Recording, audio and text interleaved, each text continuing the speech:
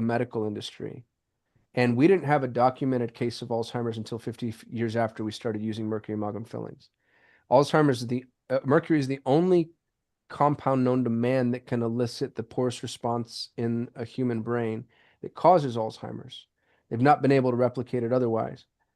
And yet we still have 20 million Alzheimer's patients a year, which is worth billions of dollars. Alzheimer's is worth billions. ALS is worth hundreds of millions. MS is worth billions. Parkinson's is worth billions. It's unreal. And we're still pumping people full of mercury in fillings, and we're still pumping people full of mercury in vaccines. And every time, like, they appointed a mercury czar during the Obama administration, and she was like super gung-ho. She's like, well, I'm gonna get to the bottom of this, and mercury should be out of our lives, and whatever, whatever.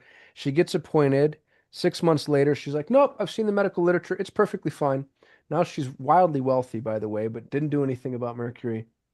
So yeah, I think the entire medical establishment exists to get us sick and keep us sick.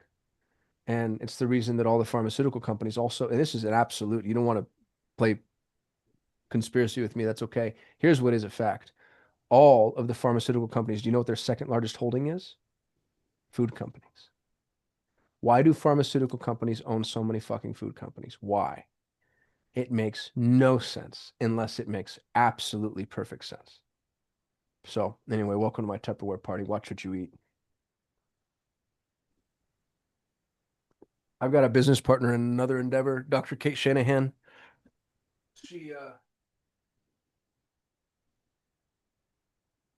Dr. Kate wrote these two books, Dark Calories and Deep Nutrition. Brilliant, brilliant woman. She's a physician herself. She was relegated to a wheelchair. And she's like, how on earth did this happen to me? I've done nothing wrong with my life. She's a doctor. She does everything right. She eats healthy. She exercises, etc. And she starts doing an extraordinarily deep dive on nutrition and finds out that seed oils are among the most toxic things that we can possibly consume. As a matter of fact, one French fry cooked in seed oils is worse for you than a cigarette. And yet, seed oils are considered organic. And a Bill Gates funded company called Peel, P-E-E-L, just got clearance from the FDA to coat all produce in a seed oil filament in order to extend its life. And according to Dr. K, seed oils are cancer in a bottle. And yet every single person in the Western world is about to start sucking down seed oils, and they don't even have to tell you they did it. That's the really interesting thing, is if it's not an ingredient, if it's uh I don't know what the word would be, but something of like utilitarian value, right? So like a preservative, I guess. They don't have to put it on the ingredients list. And so, and they're going to code organic food, that was our last bastion. That was the last point of protection we ever had. Um, so yeah, isn't that a fun thought? Again, that can't not be intentional. You know what I mean? Like, how is that not exactly what they want? Um, oh, we're live, by the way. Thank you, Gina. You're amazing. If you're watching this, we were having technical trouble and I didn't realize that. So I've been spouting my bushy babble conspiracy theories on all my live shows. That's There so goes funny. Mr. Rogers. Yeah, what was that? I said, there goes Mr. Rogers. Yeah, really. There goes my Mr. Rogers. Jason, you got your hand up? Yeah, while we're on the topic of healthy eating, organic foods, and poisoning the masses, anybody familiar with this? I just picked it off the shelf yesterday. Australian Manuka honey. Australian Manuka honey, no. So I I love my coffee berry, um, and I look for natural ways to flavor it, particularly with honey from bees here in Texas for the pollen. Obviously for the reasons of that in my region. But this was on the shelf yesterday, and apparently it has some very good properties for inflammatory, autoimmune. So, the packaging was really great. I fell victim to it and paid $30 for it, and it's delicious, but I have no idea what it's all really about. So I figured I would bring it to the council here and we could talk about it. It's scientifically shown to help with H. pylori also. I don't know Mhm. if it's been proven to cure it. It's something I've dealt with a bunch of times, but it's definitely been proven to be beneficial. Hmm. Okay. That's awesome. I'm gonna go track it down. Steve, you're over there. Tell us Yeah, about I it. think I heard him talking about it recently, actually, on a radio program. I think the Manuka bee is mainly in New Zealand too. I've got a feeling that that's where the majority of them are. Yeah, this is actually from this is from Australia. Goodness gracious, made in China. No, just kidding. Yeah, no, this is from Australia. Oh, yes, I mean, duh, it says it on the front of it. It's Australian Manuka honey, and it's the quality of it is graded by the value indicated by MGO.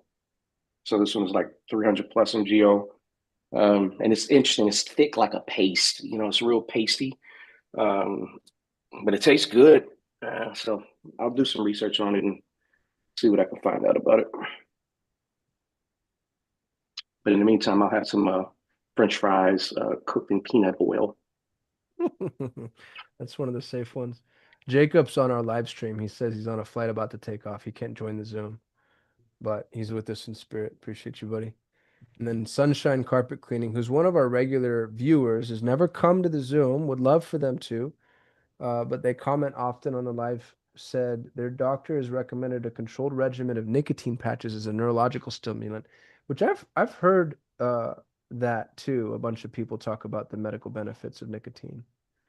I've not tried it yet. My problem is I love cigarettes, and so I can't touch it. Otherwise, I'll just end up under a bridge, um, smoking myself to death. Neil, I have a whole new topic on an example using AI in my business. Go! Thank you for Right. saving the call, Neil. I was just No letting problem. this wander.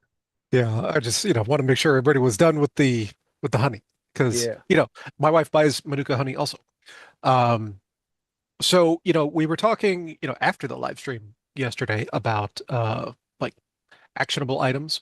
And today I just randomly had an actionable thing happen. So, I was I browse the Discover tab in Perplexity in the morning. That's my news source these days. I like it a lot because it amalgamates a bunch of stories on the same topic from different outlets and it kind of summarizes. And Jason's nickname was Manuka, apparently.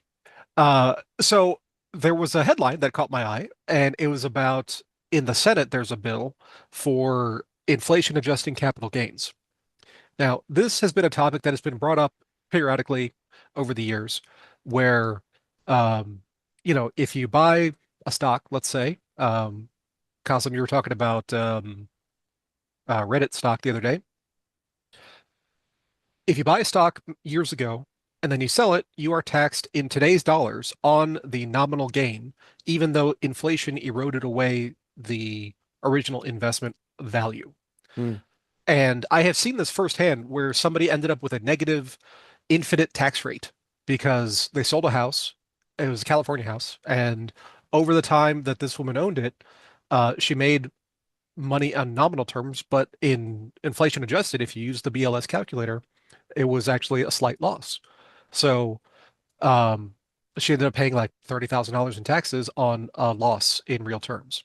And this lit a fire under my ass a couple years ago and has bothered me ever since. So they're talking about it again, mostly because the Republicans are set to get slaughtered in the midterms. And so they're thinking What? that Why, dude? Why would they lose I in have the midterm? I don't understand. no idea. Yeah. Uh, but so this is Ted Cruz's initiative apparently this time, and the idea is, hey, we pass another tax break. We'll get some more votes. We'll hold on to the Senate or the House or whatever. Um, so I read that this morning at like 10 a.m. and between then and now, I vibe coded a inflation calculator that pulls data from the BLS. And so you put in, I bought a thing for this much in this year. I'm selling it for this much in this year, and it'll show you the nominal gain and the tax impact, and then the inflation adjusted gain if this bill were to pass, and the tax impact, and shows you the difference. And so I did that, coded it up, deployed it on Replit, and um, turned it into an email capture because so you can generate the report on the site free, and but if you want it emailed to you, you got to put in your email address, and that's I'm going to get a copy of your email. And then I took that, I went into my perplexity skill for built on John Moran's, tofu, mofu, bofu um, approach and scripted out 5 different hooks for different top of funnel videos, recorded those, put them into Descript, had Perplexity give instructions to Descript to edit all the videos, did all that. And as of about 20 minutes ago, I pushed those 5 ads live, in the ad set uh, structure that John was recommending. And there were some That's calls in badass. between all there. So in like pre-AI, that was all impossible because I would have had to go to a developer and say, "Hey, I want to code up this thing, and it's based on this topical thing." Oh, and in the middle there, I also sent out an email to my list based on Kristen's, well, Kasim, you know Kristen, but email to inbox. Kristen Ruscher, she's like the email queen. She's got a whole training on how to train your list as far as how they manage their inbox. One of the emails to send is current events. So I sent out a current event email for the first time in months. So, um, so before, before the AI revolution that I'm calling it, this would have taken 3 months and just wouldn't have gotten done, and I would have had to pay however much money. So today I paid some AI credits, I'm sure. But yeah, email to inbox.com. Can we see it? Will you share Yeah, the sure. vibe coding thing? That sounds so cool. Let's go over here. So this is one of the stories that was talking about it this morning. This is the application itself. It's very simple. You put in your cost basis and you say the year that you bought it in. Let's say it's 2013, and today you're going to sell it for 350. And it doesn't matter if it's a stock or a house or whatever. You put in your filing status and your estimated AGI, not including the capital gain, and you hit calculate. And then Wow. it goes into this widget or this chat widget style thing where you can continue to talk to it because it's powered by OpenAI behind the scenes. But it'll spit out a whole report here in just a second. There we go. So, oh, it keeps going. Okay. So capital gain summary in nominal terms, 250,000. Inflation changes the picture though. The inflation adjusted basis is 142. So your real gain is 207. So you're paying taxes on $42,000 that you lost to inflation. And go ahead. I was just gonna. I don't see it. Where is the inflation calculation? Is it using CPI? You said Yeah, it's using BLS, the BLS CPI. which What which is is the BLS CPI? widely underreported. Well, yeah, I mean that's an argument to be had, but so BLS is Bureau of Labor Statistics. They compile a monthly report over something like 1955 or something of the Consumer Price Index, and that's one of the official measures of inflation. And like Wayne was saying, it's underreported compared to real life, which is probably true. I think our long-term trend, if you look at the M2s over time, is about 6.5%, but that's a whole other argument to have. So it's just, Dude, Neil, you just gave me the best idea in the world. well, I just need like 10% of it and then we're good. Um, so, so if you're at a 15% long-term capital gains rate, which you would be in this scenario, um, you would be paying $6,306 in actual today's dollar taxes on inflation as opposed to real gains. And then you can email this to yourself and put in here and you're good to go. How are you collecting leads? Well, when you hit this button here and you fill out your email address, I will also get a copy of your email address. And under the terms of service and everything, that's all What spelled if out I that, want to hey, ask a follow-up question? yeah, go for it. Well, I'm asking like, is there a way to gate that so that people have to convert for you? I mean, I could build it that way, but currently no. Can I tell you my idea? Yeah. So first of all, this is genius. I love this a lot. It's amazing. Have you ever played with Haro, help a reporter out, Yes. HARO? So this is the type of thing, to the point that you made about Kristen Rushman, where sending current events and updates and whatnot is, it gets the open, it gets the click, it gets the engagement. People think that you're relevant. This is also your little app thing. I think is the type of thing you could send to Haro, and anybody who wants to see like what the real impact of Ted Cruz's horseshit legislation, and I'm only saying that because I don't like Ted Cruz. Maybe it's good legislation, but if A anybody wants likable to see, guy. yeah, isn't he?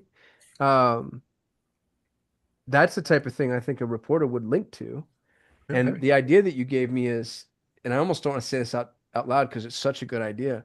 We should just troll Haro every day, looking for the ultra legitimate publications and then vibe coding things specifically to their ask and request, because right now people are too stupid to know how easy that is to do, and then sending that to them to get the free publicity listings. Oh, I used to know a guy who did that with blog posts. So he would get the digest in the morning and he would write a blog post that day and then say, "Hey, I wrote about this," and he would get cited. Yeah, that's so Uh, smart. they actually sold, and they're no longer called Help a Reporter Out. They're called something else now. And my subscription uh, got terminated when they had this switch. They were down for a couple months, but it is a great resource. I've gotten cited in Yahoo News um, through that, so it's a valid thing if you have something to say on topic. Yeah. It can really work. Dude, the traffic, if you look at the value of the traffic they can drive, it's unreal. Like just look at the cost, CPM or CPC, whichever, whatever. You're talking about hundreds of thousands and sometimes millions of dollars worth of traffic that you can get just by putting in a little elbow grease. Wayne, you Yeah. got your hand up? Yeah, that's a brilliant insight that you added to it, Kasim. Newsjacking is how I refer to it. But it's also, by the way, Neil, that's brilliant what you just made, and how fast you made it is super impressive. I wasn't trying to poo-poo on it at all when asking these what inflation number you use. That's just the topic I go down. But what I was asking for is because I didn't see it, because I didn't see the number, and it Oh would yeah. be just as a suggestion. I personally do not believe that's anywhere close to the number. So I would like, just to add benefit, I would like to be able to see that number and then maybe change the calculation also if I wanted to. Yeah. Well, if you want to go into the rabbit hole, so in this message, it'll say computed results inflation adjusted using CPI data. The inflation multipliers for that time period is 1.42. And then you could probably argue with the AI about it further on, but And you if know, you take the next step, when you put your email, what are you getting here exactly as the you lead get you magnet? just get an email summary of these numbers and what the tax differential would be if this thing were to pass. And you're shooting them a direct email after that, welcoming to the list, and then giving them, I mean, I guess some Well, not pitch yet, or yeah. but yes, I should do all that. So right now it's just you get the email and then I have to have my admin follow up. Yeah, if But you could, if I know you did this quickly, so I'm sure you have a lot of ideas yourself. But if you could state what you're asking for the email and add even more value there, just tell them they're going to get this, two other little bullet points. That would be probably get the opt-in rates a lot higher. so let me Yeah. ask the council, if you were someone who had capital gains issues, like you're worried about how much tax you're going to pay on your stock sale or your real estate sale or whatever, um, what two bonuses would you want? Can I answer that question a different way? Absolutely. So I got a buddy. Y'all know Brandon Turner? Yep. You go to Amazon and you look at top best-selling books in real estate. He wrote 7 out of 10 of them. He's Mr. Burr. Smart guy. Brandon ran, I don't even know if he wants me telling all this actually, but Brandon ran a test for list building to figure out what appeals to people from that specific narrative, Neil. And the thing that he ended up figuring out was is you name it. So if it's how to save money on taxes, how to get out of taxes, how to not pay taxes, how to whatever, people don't find it as compelling as specifically how Donald Trump doesn't pay taxes. And if you Oh, I could thought say, you were saying named mechanism kind of. no, you name the person. And Okay. everybody's got their own. So how Robert Kiyosaki doesn't pay taxes, how Donald Right. Trump doesn't pay taxes, how Bill Clinton doesn't pay taxes. And I think as he was telling me this, I think it has a lot to do with who people hate. Because the more you hate somebody, the more likely you are to want to know how they don't pay taxes. So I think your line of question, your line of inquiry is really, really good. Brandon already kind of like, because that's the audience that he goes for, is ultra high net worth people that want to invest some money. And the thing that moved the needle most for him was how XYZ person does not pay taxes. Yeah, I did a deep dive on Donald Trump's tax returns when those got leaked. But that was years ago at this point. So. That's funny. Dylan, you got your hand up? Yeah, I suggest some strategic use of color if possible to like put the amount you're losing in red, put the amount like you would have gained or are supposed to gain in green. Um, instant visual recognition. It's a little bit monotonous right now color wise across the UI. Yeah. I Man, have the tough design crowd. skills of a paper bag, so I appreciate it. I think he did it in like 3 hours today, or whatever many hours. It's a tough crowd. Another suggestion would be to add an animation wheel while the report's being created. Oh, I like that a lot. I gotta take notes. Hold on. Yeah, we said that, and we found that in paid traffic too. The Joshua's idea of the animation wheel. We were able to keep, especially for sites that loaded slow. That was the biggest killer in PPC, is a slow loading website would just absolutely destroy conversion rates. And for clients that for whatever reason couldn't speed up their site, the tech stack was too robust or they whatever, all we did was we had them add a little like, hey, it's coming. And that's enough to satiate people's bloodlust for speed. And it didn't fix the problem wholesale, but it did a lot to keep them on it. That's a really good idea, Josh. Well, have you seen that Rory Sutherland talk about he's talking about the train that goes under the English Channel? No. Oh, Eh, wait. Keep going.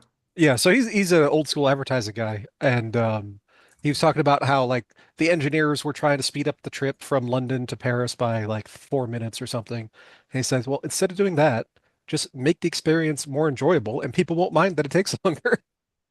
And Yeah. Well, they did something really specific, didn't they? There was well, there like was like incremental. champagne and stuff, and there was a Yeah, pilot. I don't think they ended up actually continuing that program, but yeah. that's funny. Dylan says that site speed is his specialty for anybody who needs help with it. That's really good to know. And if So somebody wants to hire Dylan, you can go to councilpages.co and Dylan's profile is there along with everybody else in the council, and they're all available and accessible for hire potentially. Dylan, how is this the first time I'm hearing about this? I know, dude, you're a horrible self-promoter. What are you doing? I don't know, man. If you visit my website, fetch.software, it says WordPress speed optimization specialist. Your How name is is this the first time Fetch. I've heard Jesus about Christ. your website, fetch.software? All right, I'm dropping this into the global chat for everybody who needs it. Wayne, you got your hand up? I've actually, on one of our earlier calls, I looked you up, Dylan, because it's all about personal branding right now, and I did not find much anywhere. So that's the first time I heard of Fetch.software, nor did I find it by your name. So got some work to do for sure. But that's not what I raised my hand for. I was trying to give Neil some more feedback and advice Yeah. in my from my specialty. I would entice them where you pop up and ask for the email. I would obviously put it in red, and potentially, you already show it on that page, but it gets kind of lost in all the data. And Yeah. just show them, hey, you're actively losing this much. Here's maybe like an action plan, or here's a tailored, personalized plan of how you could do it, which you could do with AI quickly, and then send that to them in the email, which gets them to go open it, accept it. Obviously, tell them to put it in their primary inbox and all that fun stuff, so they keep hearing from you and it doesn't go into spam or promotions. Yep. And then they're actually, instead of just getting the results they already got, they're looking for the next thing. Like, oh, here's what you could actually do about it. That's a great idea. Yeah. That is a great idea. Dylan, have you played with the WordPress MCP? Not yet. Or do you want to?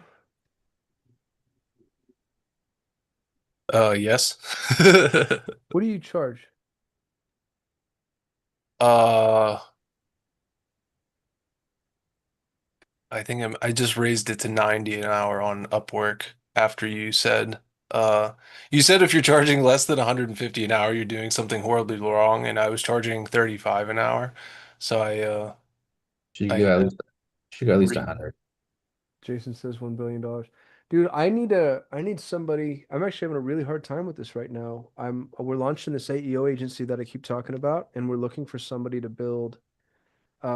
We actually just abandoned WordPress for this issue. We're looking for somebody to build custom causing his own inflation. I think Dylan's worth $1 million a minute. It's also a leverageable skill. It's one of those things. If you find the right vendor, Dylan's 90 is worth, any random Upwork person's 20, I bet. And what I mean by that is 1 hour of Dylan's time is probably worth 4 or 5 of anybody who's charging you less. Um, We're trying to build WordPress websites for authority hubs using the WordPress MCP. And I think it's probably the most important web-based endeavor right now. And nobody's cracked the code on it. And I know what the problem is. I just haven't figured out the solution. So I'd love to talk to you about that, dude. That'd be a fun thing for us to build live. What's your bandwidth right now? I just dropped my primary client to work full time on Scriptorium. So, pretty open. What is Scriptorium? Uh, Handwriting AI. Oh yeah, that's that thing you showed me. Did you ever did you connect with Bart? Are you guys gonna do anything together? He did not respond. I have been Oh, in discussion with Elliot though. okay, that's great. All right, I got Dylan's Upwork link here. Can I share this with everybody, Dylan? Absolutely. All right. To flex, I am top rated plus, meaning I am in the top 3% of all Upwork users. Oh, that's awesome. Upwork's my favorite. If I have a real problem, I go to Upwork and I find the best, smartest, most expensive, highest rated human, and I just pay them to solve that problem. It is the best of all those extortion platforms. Yeah, without question. Steve, you got your hand up? Yeah, Dylan, I just went there and put my email in and it come up with an error. So I don't know if it's just my end or not. I had Thank to you, log Grant. in. Grant Sorry. had the same problem. I need to correct my email collection thing. It's from MailerLite. But yeah, I Yes. appreciate it. Thank you for letting me know. Yeah, no worries. Oh, I thought you were talking about Upwork. Okay, because I initially got something I thought was an error, but it was just I had forcing me to log in. But it looked like it was not a good login page. It didn't get a whole lot of visitors before today. Sorry, buddy. Dylan, I have something that might be interesting and worth a conversation to see. You're obviously I think you're good for it, but maybe we should talk after. Cool. I know wildly more than any other WordPress developer. I got dibs on Dylan. Dylan, is it best for me to hire you through Upwork, or would you rather go off platform? Or are you not allowed to say that? It does help me to go through Upwork, to get the reviews and everything. Okay. I'll work that out then. You're awesome, man. I'm excited about that. We had an idea. Well, let me not bogart the call. Does anybody else have anything actionable? Shout out to Neil for championing that. We want the calls to be focused on what we can do now. I have a relatively quick tip. Go for it. So I'll do a quick prelude. Previously, whenever Opus 4.7 was released, I joked I watched a YouTube video to tell me how to feel about it.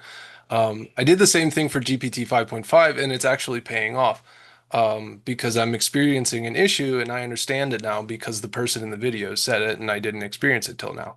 And it's that GPT 5.5 will like get stuck on things. It will over-index on very narrow commands. And so my two examples are, I gave it a prompt and I said, don't execute, just answer. Like I just wanted it to tell me rather than going and doing whatever the solution was. And so then it kept just not doing stuff. And I was like, what's going on? Why do you keep stopping? And it said, you told me to just answer you, to not execute. And I was like, well, that applied to that specific prompt, not like every single prompt after that.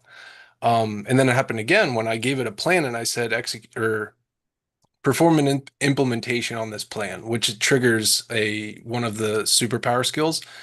And so it completed the plan, and then it was like, yeah, I completed it. Here are the things that I did.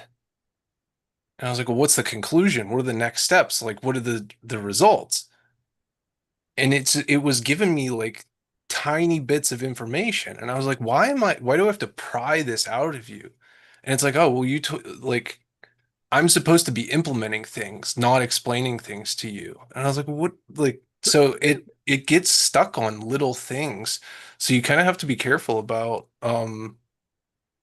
like the way you're steering it. And a lot of times if you get into that situation, it's better to just start a new thread rather than trying to correct it, because the in the video I watched originally, it was a developer and he said someone he knew said like make a commit after you make this change, meaning this particular change, make a commit. And then after that, every single change it made, it committed, which a commit is basically saving. And so you like usually you'll do like 5 files and then commit. It was just like every single time.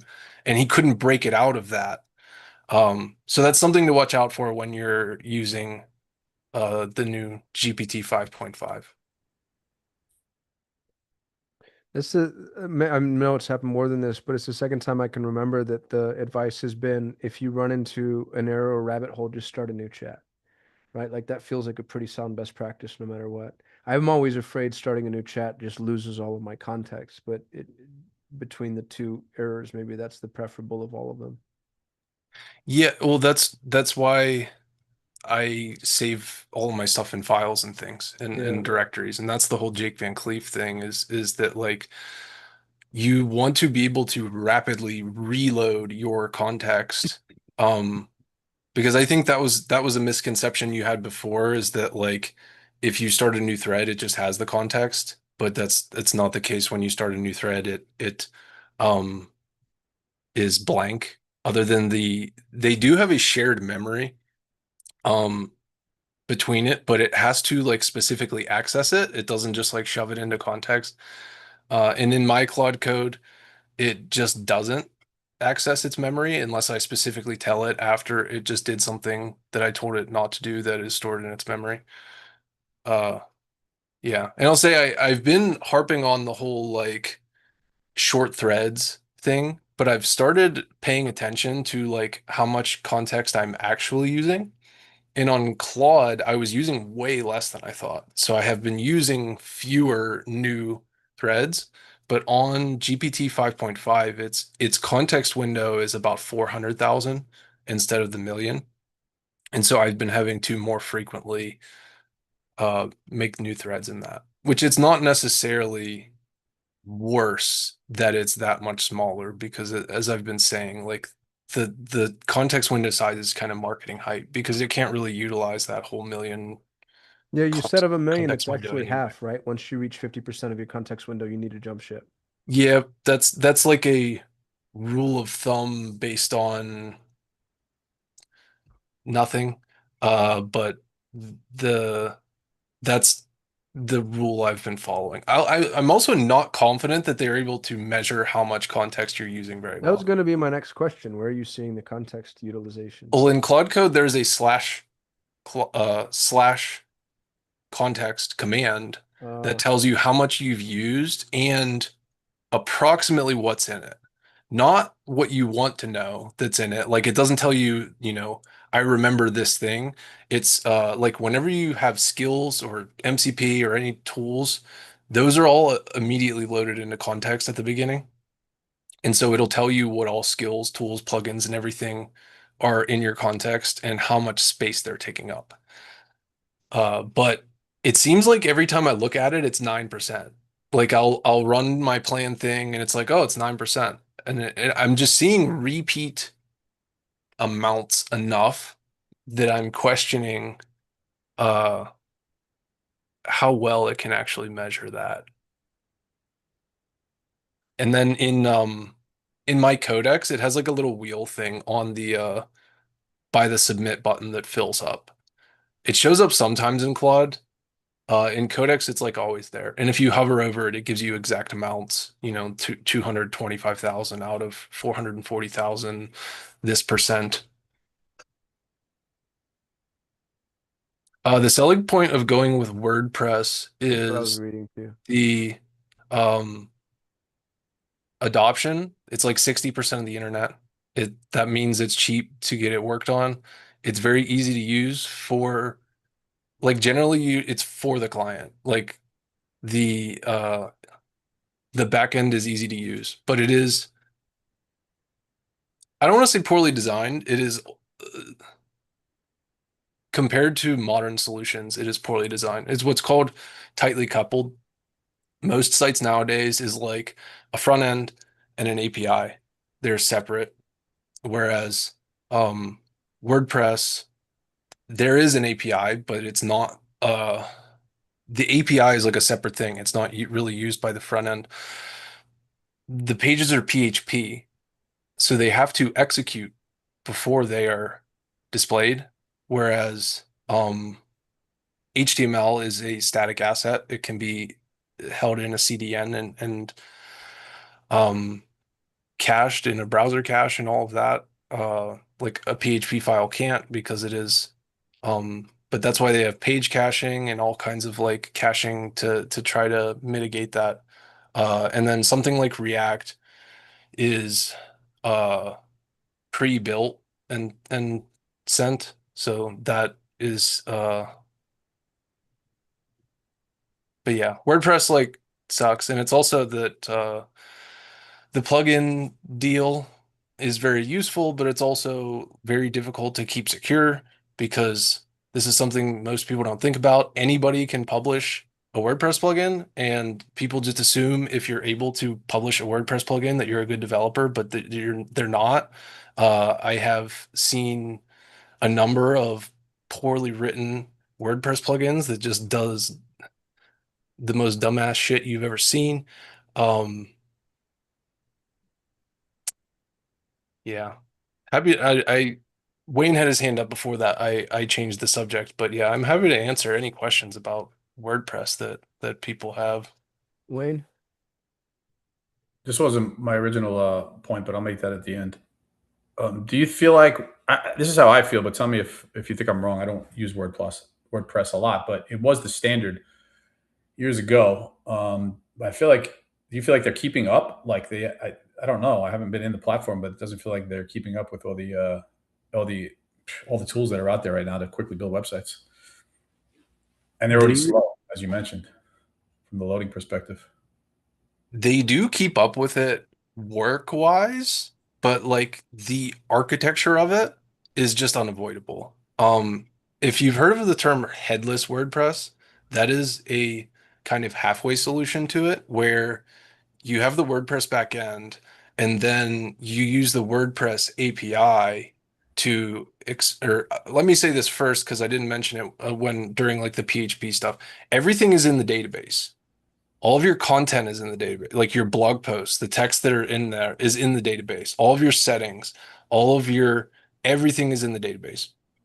And so it has to be pulled out and by the PHP and then displayed on the users or the end users screen.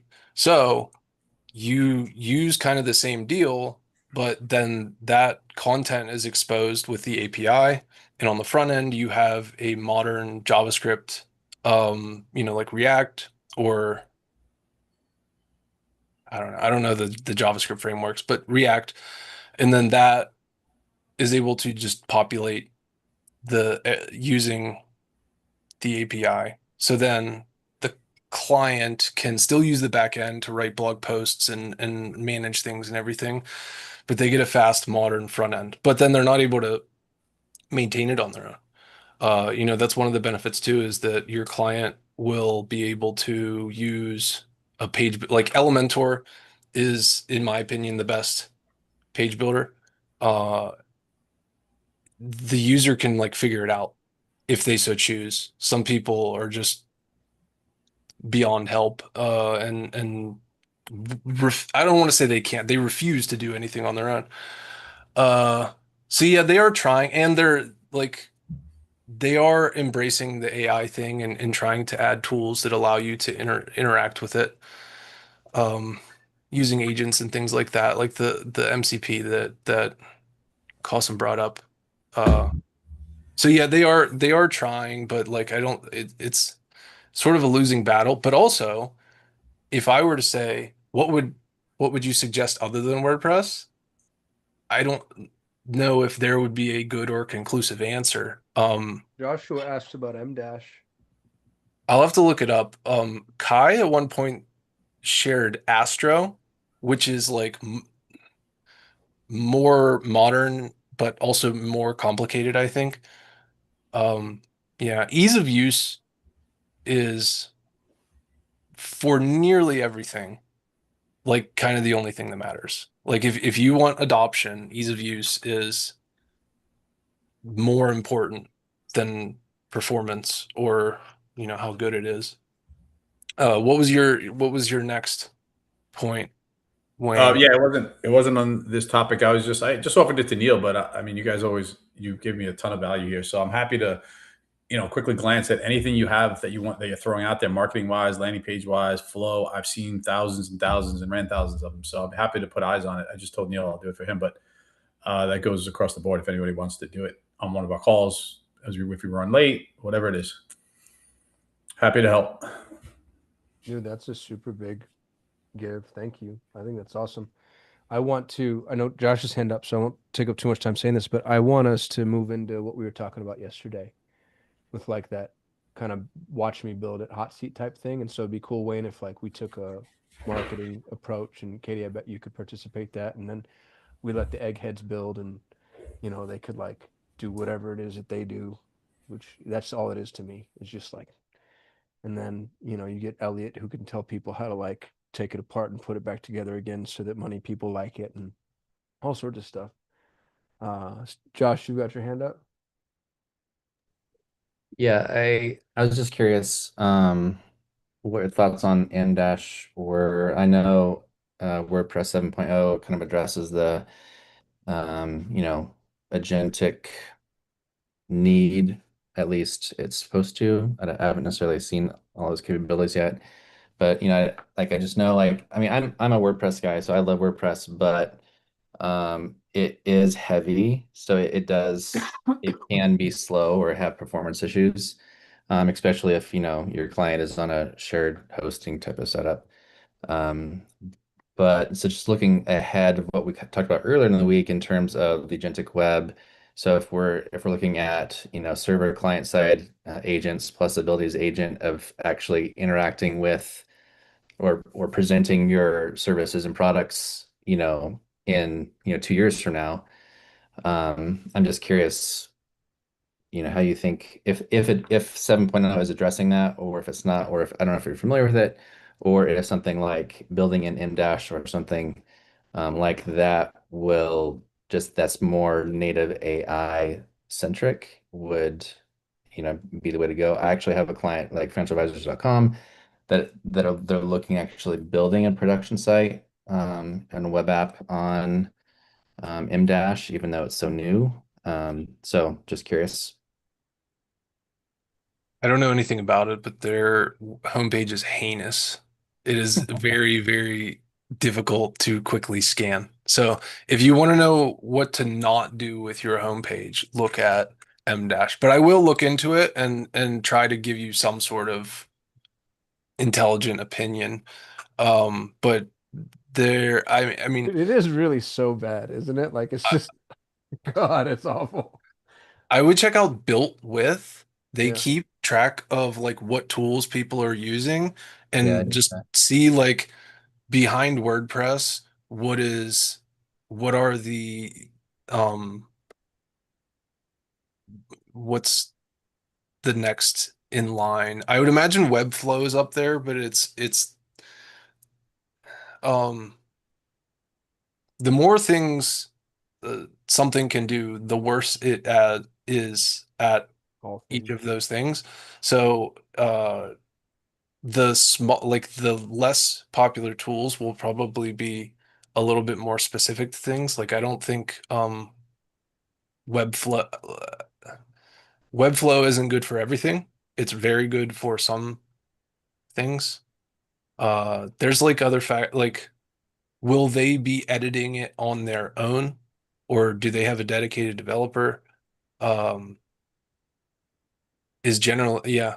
I almost can't think of anything beyond that. That's like kind of the key is does a normal person need to edit it on their own? And now we have AI that you could tell to edit it, but if a person's unwilling to use a drag and drop page builder, then I can't imagine they're willing to vibe code, but I could be wrong. Um, yeah, what's their tech situation? Well, I mean, honestly, I mean, none of my clients, even though most of their websites are probably Elementor or something like that, probably do much in terms of editing their own website. They always just have me or somebody, else do it. So yeah, I mean, the WordPress gives you such flexibility, which, to like what, um, yeah, I don't know. So it's yet to be seen if, um, I think the WordPress 7 will address the issues that it has, but we'll find out soon, I think. I think they delayed the launch until May 20th, so we'll see what happens. Where'd Clinton go? He drops that amazing resource yesterday, and he's not even here for me to say thank you today. I know, dude, that thing was awesome. Did y'all go through that? I did. He sent me down a whole rabbit hole. Yeah, same. I'm I on was the naively still putting PDF format books into AI as opposed to Markdown, which in retrospect is like, what am I, an idiot? But that's what I was doing. How are you guys using those, by the way? I haven't used them at all yet, but my plan is to, honestly, it's the same thing as it was Dylan. Dylan brought his here's how I talk to Warren Buffett and Elon Musk and all those people in one GitHub, whatever. I'm gonna do the same thing, but dumb. I'm gonna be like, you know what? Today I want to talk to Stephen Covey and Tim Ferriss and whatever, and just see what they think about shit. I'm throwing in based on themes into Notebook LLM. But again, I was doing it with the books that I have, but obviously the Markdown's way more improved. And then putting together specialized podcasts with instructions, which you taught yourself, Grant.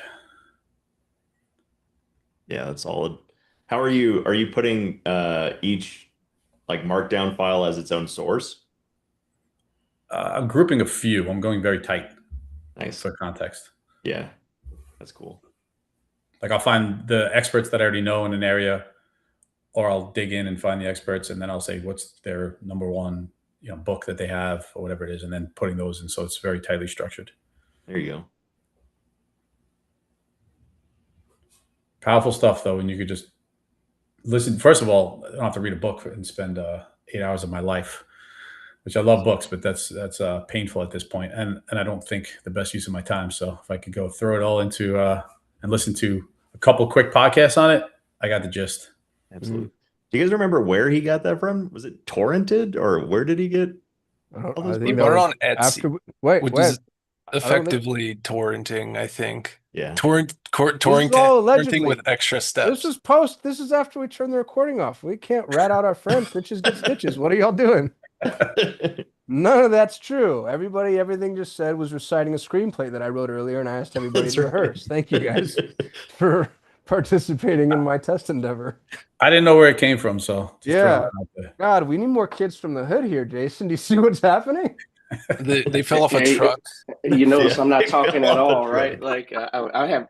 What are y'all talking about? What are y'all happened talking yesterday? about, bro? We didn't see anything. What? Bro, like who's this on off on this channel here? I Never swear heard to of them. God. It is pretty frustrating though. Do you think that authors will start providing more resources like with the book? So book, workbook, Can I audio tell book, you? and markdown file. So I'm doing that on YouTube. Big unlock for me. First of all, my YouTube is not getting traction at all. I started putting more effort, energy, production value, whatever, and my views went down. I'm so furious. And I got to figure it out. And what I noticed is people are summarizing my videos instead of watching them. So I started putting a note in every video that I create, resources for each video. And the AI summary will drive people to my resources, which is pretty cool. So I think that should happen with books too. I was in a room with Dan Sullivan and Benjamin Hardy, and I said that like a freaking idiot, dude, like an absolute, complete, and total dipshit, just who's devoid of all social listening. I started talking about how books are dead and coaching is dead in front of the owner of Strategic Coach. And then Dan, who's just like the nicest, sweetest human in the world, sent Joe this or not sent, but said to Joe, I'm going to play it for you guys. Tell me if you can hear it, okay? As an author capacity, he did a wonderful coaching job to convince us there's going to be no coaching. Just so stupid. I'm in the room with an entrepreneurial hero And I spent an hour of my time just shitting all over his business model because I wasn't thinking about how what I was saying would connect to what he does. Anyway, that was just me self-reflecting, but I was talking to them about expanded resources. Like, how do you use that? And the thing about books, it's interesting, dude, is like, why would I charge somebody $20 to indoctrinate themselves to my way of thinking for 6 hours? It doesn't make any sense anymore. It's such a value to the author. And so that was the how do you do breadcrumbs to where it's not just the book, it's the resources and the markdown files and the integration and the train your AI, etc. Hello, Christine Marie. Thank you for coming. Hello. I want to be in the backstage with the brilliant folks. How was your live? It was good. It was fun. We were all just hanging out and playing trivia tonight. We love that. Everybody should watch Christine Marie's live. You can go to just YouTube Christine Marie The Knowing Show. And she's the reason that I go live every day because she's going on live every day and I saw so much value in it. Although it is fatiguing. Yeah. Yeah, it's a lot. Jason, you got your hand up. Yeah. So to the point about the book, you got me to thinking about something. Have you all seen the John Maxwell Leadership Bible? I'm going somewhere with this. No. All right. So John Maxwell, he had the John Maxwell Leadership Bible. I mean, it's the Bible, right? But he has it where it's broken off in sections that give an easy way to direct yourself to anything about life, leadership, or business from a biblical perspective. And although I have a number of Bibles, I find myself going to the John Maxwell Bible because if I'm having a hard time with a particular topic, I can go to it in that Bible. It'll give me biblical passage, and then sort of like this is how it could apply in this section of real life in the world. And where I'm going with this is when you talked about how to, instead of people reading a book from page 1 to 300 cover to cover, what if those books were, with the use of AI, written and then broken down in such a way where you could read it cover to cover, or you could jump into it at any point in time about something specific that book covers in a cross section of issues. Mm. I love that a lot, dude. It's like you talk to the book. Correct. Or you talk to the author. Yeah, that's great. That's brilliant. I love the idea of talk to the author because if you've got your AI, your voice recorded with it, they can literally talk to you and you could say, well, in this section of the book and guide them through it. That would be cool. And you build relationships with authors. Like I loved Covey. Covey was like, he felt like a surrogate father to me. I thought he was amazing. And to hear his voice talk back at me, that would have blown my mind. And you know what? A test for that would be, I just stomped on the end of your sentence. Notebook LM allows that when you put things up in there and you have it create a podcast where you can query it and ask it questions. So I'm sure it can be done. It's just, on the front end, the author would have to have that end expectation of vision. So it's the foundation is done that allows for it on the back end. Yeah. Dude, how is this not illegal? What Jason just dropped into chat. This is amazing. This is why you show up to the live Zoom, because I'm not going to drop this into the live chat. Y'all just have to be here for it. But dude, this is nuts. Where did you even find this? It is almost certainly illegal. Is it? Okay. Yeah, it feels that way, right? It's like how SK domain name. That's probably that the was most my sketchy first one. flag. And they get taken down every once in a while. There's another one. It's to point it out though. The reason that I think these resources are existing is not because everybody wants to grab free stuff necessarily. Yes, some people for sure. Some people never pay for anything. I'm not one of those people. I have a bookshelves just like you do, Casim, all over the place. But they don't make it easy in the age of AI to get that information into the machines and into our system. So that's where I use resources like this. Yeah, I'll drop another one. I'll drop another one also. So Dylan, you got your hand up? Yeah, the founder of Steam said piracy is a distribution problem. That if you give people an easy way to buy your thing, they won't pirate it. But yeah, my real thing was, Qasim, you did a very good job of reading your ebook. I think it was one of the or your book. I think it was one of the first audiobooks I've ever done, and I really enjoyed it. I need to say that after I disparaged your book You told me yesterday. it was repellent. It was specifically It was specific Qasim's to your book is ad copy that I Yeah. called repulsive. Repulsive. Thank you, Dylan. No, that was a compliment, actually. I appreciated it. And did a phenomenal job providing all the additional resources with it, which is what I was getting at before. Like most people should be doing. I appreciate you guys. If you're on this call, I'm happy to gift you with my whole book package. If anything, I think all I did is I just went and stole everybody else's book package and then I tried to make it better. And so what I give away is obviously the book, and I give away the audiobook, and I give away the cheat sheet and the workbook, and I give away a global job hiring board, and then I give away all the templates. And the reason I do that is because my expectation is people don't use them at all. And then I get to say, hey, you have everything that you need to do this yourself, and you still didn't do it. And then they go, yeah, I know. And I'm like, you should come give me money, and then I'll do it for you. And they're like, I know. And then you do that. Speaking of, if you want a right hand, somebody to help really function in your operations, I just graduated 56 executive assistants who are the best in the world. It takes over 1,000 applicants to produce one. And if you're watching this live, please go to proudtalent.com, and I'm happy to walk you through a matching process personally. It will be me or my business partner, Yvonne, on the phone, and we'll find you the perfect executive assistant. And if we don't, you don't pay a thing. Would love to work with you. Would love to have your help in helping me find meaningful work for people in emerging nations. And if that's not for you, but there's somebody that you know and love, please send them my way. We are the best in the business. We're also the most expensive. So full disclosure, but if you think that we're expensive, wait until you see what a cheap resource costs you. And that's the end of those sales pitches. Hello, Stacy. Thank you for being here. Because, Stacy saw the fancy links coming through and she's like, I have to join the Zoom to go get those. Listen, you guys are too funny. I'm in the middle of my big build, so I Yeah. really shouldn't be, but I was still listening to you guys, but I wasn't coming in. But then you said, oh no, if you're not in the room, you If don't you're get not the in the room, you links. don't get the links. So you entice me. So I'm in the room, not on camera, but hey guys, I'm Dylan thinking just about gave them you. back to you. Thank Yeah. you, And by the way, if you're Dylan. watching this live, and you want to join us, you can go to dailysigh.ai, join the Free Forever community, and we'd love to have you with the council. I actually have 2 members pending. Let me let them in now. Stacy, are you going to bring home the W?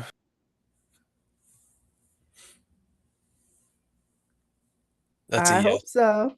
I surely hope so. That's my plan. I'm gonna walk in there like I'm a winner.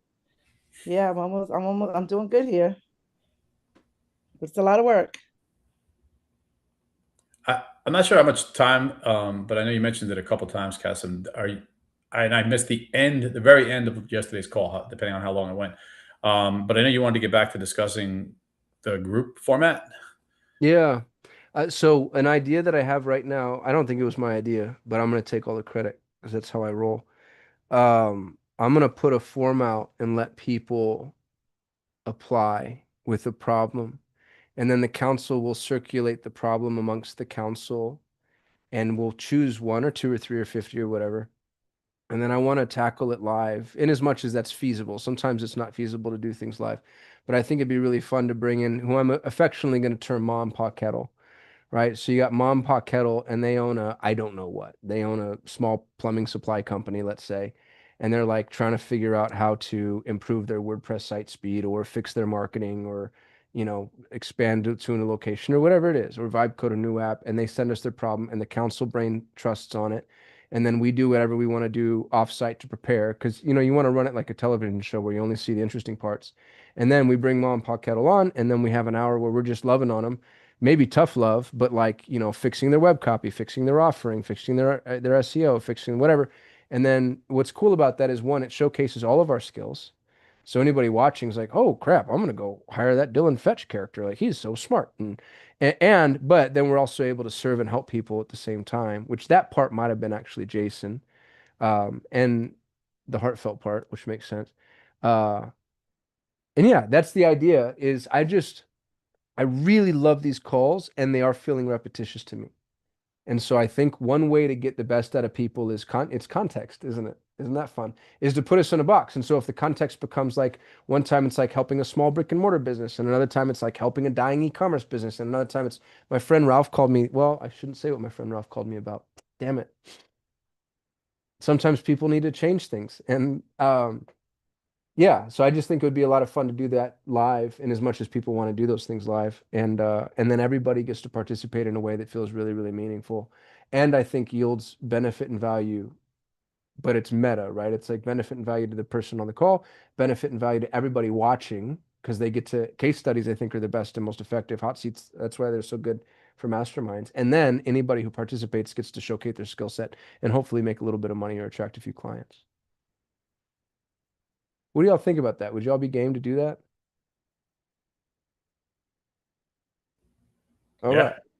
right. I'm absolutely on board with that. Let's do it. Run it. I love it. Steve says, I'll put my hand up for Mindshift mentors. That's for sure. That's great.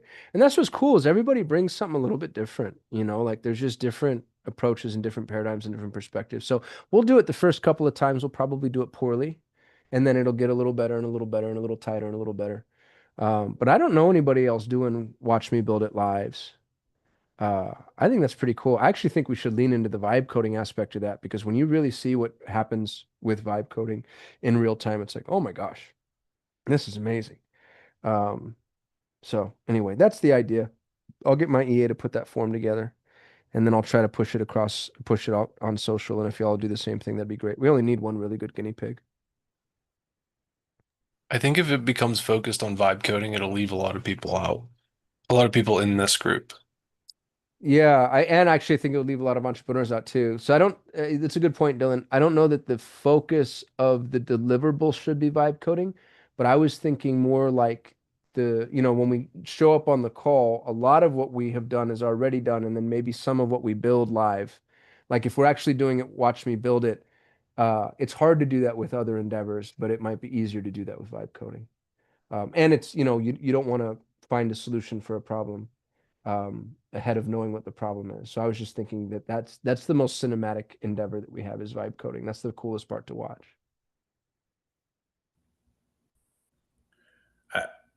Can I add something? Yeah, please. So as cool as vibe coding is, and I love it's fascinating how much we could do. I don't have the bandwidth to dive into it myself. I do, and I'm saying that as somebody that does it a little bit, but not at the level that some of you guys do for sure. But some of the most valuable things were like earlier on this call, where Neil showed what he quickly did. I'm guessing quickly. He said he did it in a day, so which was amazing to see, and he took it real time action off of breaking news. Essentially, vibe coded that app, which essentially is a lead magnet and benefits his business by helping people get this information, and then your input to it on top of that. How that could be an entire business structure of going and looking at what's the resource you picked up? Harrow? Yeah, help a reporter out. Help a reporter out, and just essentially getting real time information like that, and vibe coding and building things which could never be done before. But the different inputs from different perspectives was the most valuable thing, I think, on this entire call, at least, and it often is. So I don't know if there's a way to merge that into what you're talking about, but I just want to throw it out there. Yeah, dude, I love that a lot. It's like, how do we, and that becomes a problem. It's almost like a collision report problem. It's like, how do you get all the input from everybody, aggregate, synthesize, and then deliver in a way that's not disruptive and still interesting to participate in and watch? I think Yeah. Neil got a very good amount of feedback. And I know that's like just one example, but like enough to make some changes, but not so much that it's unmanageable.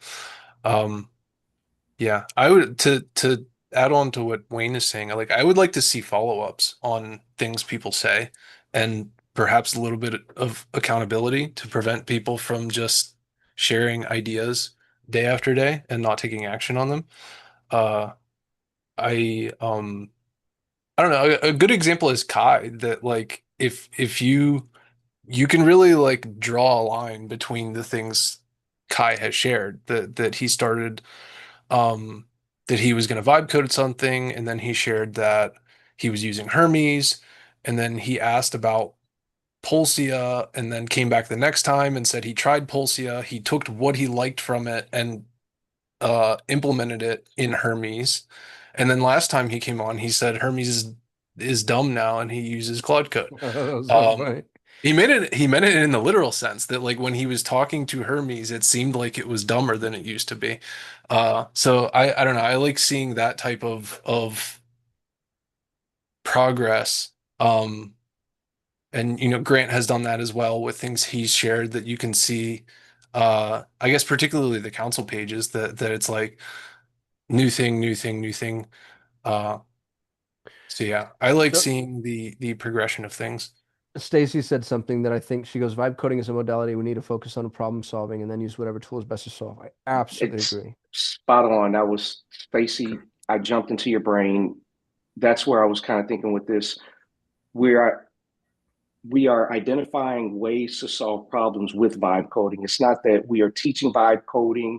It's bring the problem to us and we're going to show you with vibe coding and all of the other skill sets that we have how we can be a solution possibly for your problem. And I'll give a gentle pushback about it's easy to we do this every day. We talk to each other every day, so we are an echo chamber of sorts, right?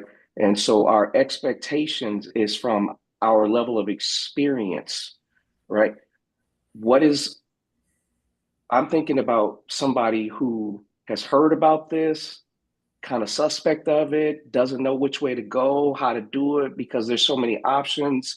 And I wonder if we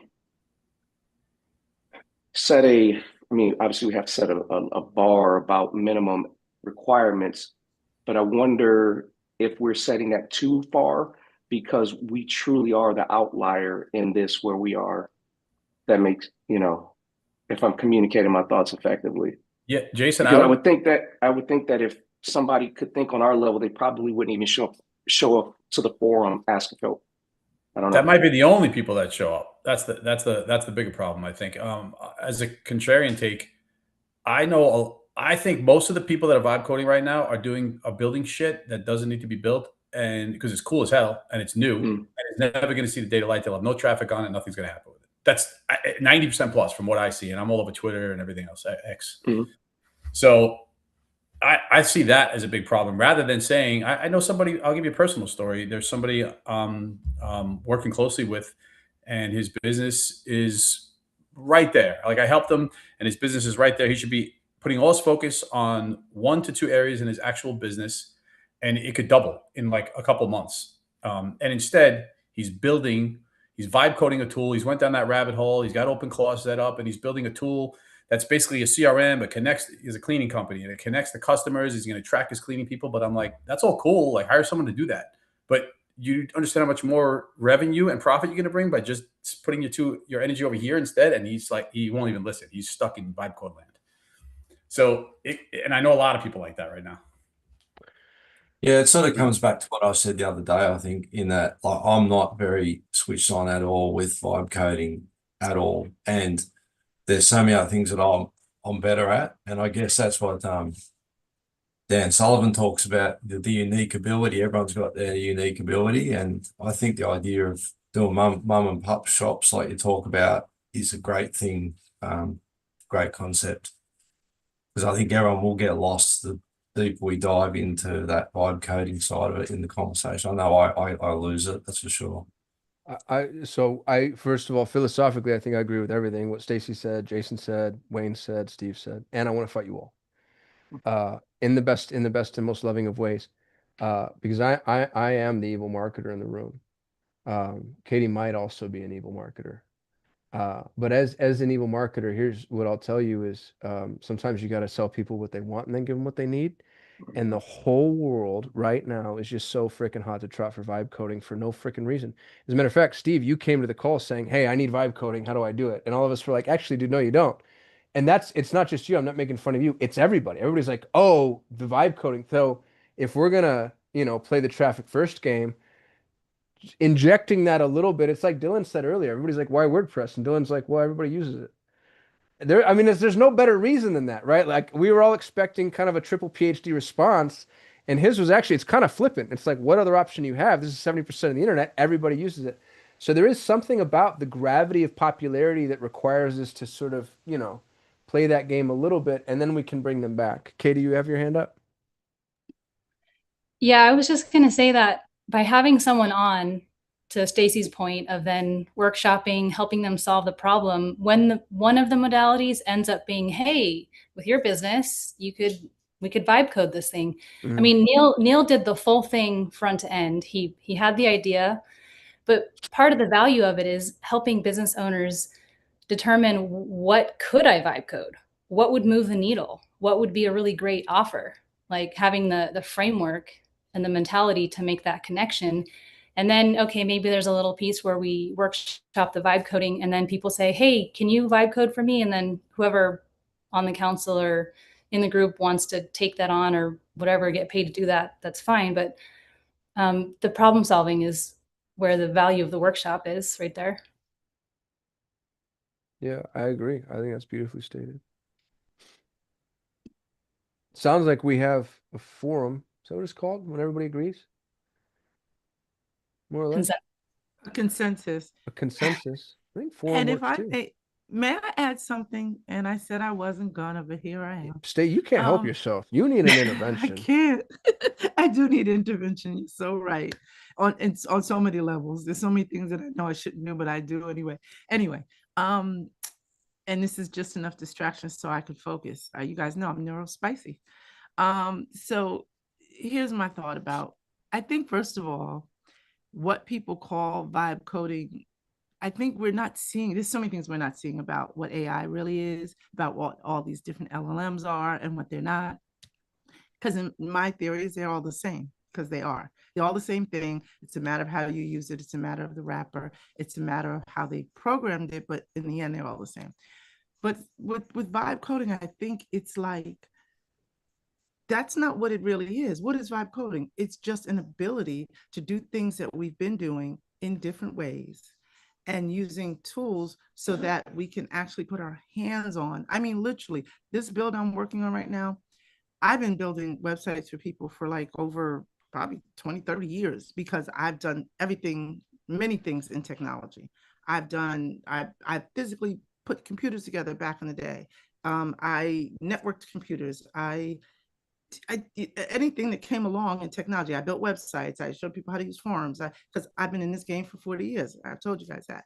So I'm here doing websites, but I'm doing it with a quote unquote vibe coding tool. I'm using Codex right now alongside Claude inside of anti-gravity, alongside Gemini inside of anti-gravity, using the terminal. I'm doing all these things at the same time.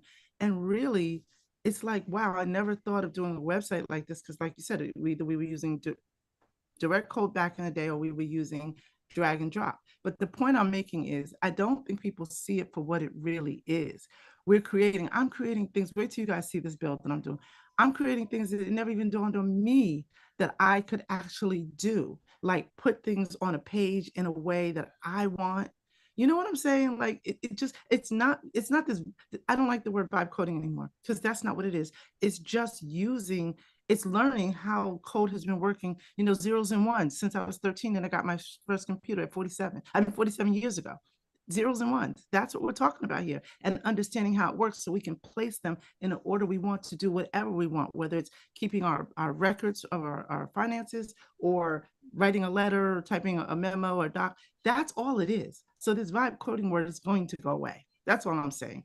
It's more manipulation to do what we've already been doing. So the people who are against vibe coding, it's because they don't know what it means or what it is. But soon it's just going to be how it's like putting gloves on and how we move our fingers. We're just going to have gloves on and we're going to have more surgical reach to things we didn't have reach to before. And that all just came off the fly. So I hope it made sense. Thanks for letting me share, guys. I thought it was beautiful. That was a hell of a soapbox. We should have it recorded. Dylan, you're up, and then I gotta go. I have a dinner with the prettiest girl in the world. You weren't here. It was after hours the other day. Jacob shared this thing he made for his brother, and the uh it's kind of a funny recurring thing that his brother just like doesn't want to deal with this stuff, and Jacob's just like trying so hard to help him and give him cool stuff. And so he made him this dashboard, and it was just like like Google Sheets was the quote unquote database, like all the data was in there, and then it was this Google App Scripts thing, that's where it runs. But it's this whole like there was so much to it that like I don't even know where to start. It was like, this is how much you need to make this day in order to make this much this year. It had like all of the workers, including yourself, that you can set like a percent of effort to like distribute how much work each person has. Mm. Like you could program in how many days you think it's going to rain because he's a lawn care guy, and it takes that into it. Like it was so well thought out and everything, but it was like tailored specifically to his brother's business. And um not only that, but kind of also his brother's constraints that this I don't want to deal with a database, I don't want to deal with this, I don't want to deal with that. So it is possible to uh deal with or to work around those requirements that, I don't want to have this or I don't want to have that. I need it to be easy, I need it to be simple and everything. I believe he's made if you wanted to see his thing, which I'm sure he would show you, but just not he doesn't want to live stream it because it has real numbers in it. We Um, should do what we do normally, like the first certain segment is live, and then we kill the live stream, and that'll coax more people like Stacy, the opportunists like Stacy, onto the Zoom call. Just kidding, Stacy. Whoa, no, you didn't. I am not an opportunist. I'm just No, you're tied a up and pragmatist. otherwise committed. I'm No, with you I love guys. that you're here, and I want more. I want more people like Stacy. But I like that a lot. I'd love to see what he built too, and I love the story you're telling about his brother is so funny because as he dives into it, it is interesting to see him like, I'm gonna help you kicking and screaming, drag you to success. for everyone else, or for everybody, I believe he made a video about it in his school community. I don't know if he published it yet, but he said he was going to make a video on Didn't he drop it in how to WhatsApp, or make was that a that for different video? yourself. I don't recall if he shared that one. Okay. He did drop a video into WhatsApp, but I didn't watch it, so I need to go watch it. Speaking of, we have a private WhatsApp community. If you're here, you can always join that, but it's only available to the people that join the Zooms. If you're watching this, you can always get the Daily Sigh summarized and sent directly to your inbox just by going to dailysigh.ai. You can join the Zoom calls by joining my free forever community, which you can join by going to dailysigh.ai and clicking join live. And in the free forever community, you will find a link to the Zoom in the calendar. Don't forget, this show is sponsored by Pareto Talent. We just graduated 56 of the greatest right hands that will have ever existed. It takes 1,000 applicants to produce just one. They're not executive assistants. They're so much better than that. If you want help in your business, if you're an overwhelmed entrepreneur, if you see so much opportunity and you can't grab it all, and you feel like if you could clone yourself, you'd be so much more successful, come see me. I will match you personally. Go to ParetoTalent.com. If you don't know how to spell Pareto, I don't want to work with you. Thank you so much for watching. For everybody who shows up live, everybody who comes to the Zoom, everybody who views the recordings. We're blessed to have you. The show is manifesting as we go, and we're trying to figure it out. Would love your input if there's anything we can do better. I go live every single day at 6 p.m. Eastern. Would love for you to tune in daily. Council, thank you. Live viewers, thank you. Everybody, we'll see you tomorrow. Hasta luego.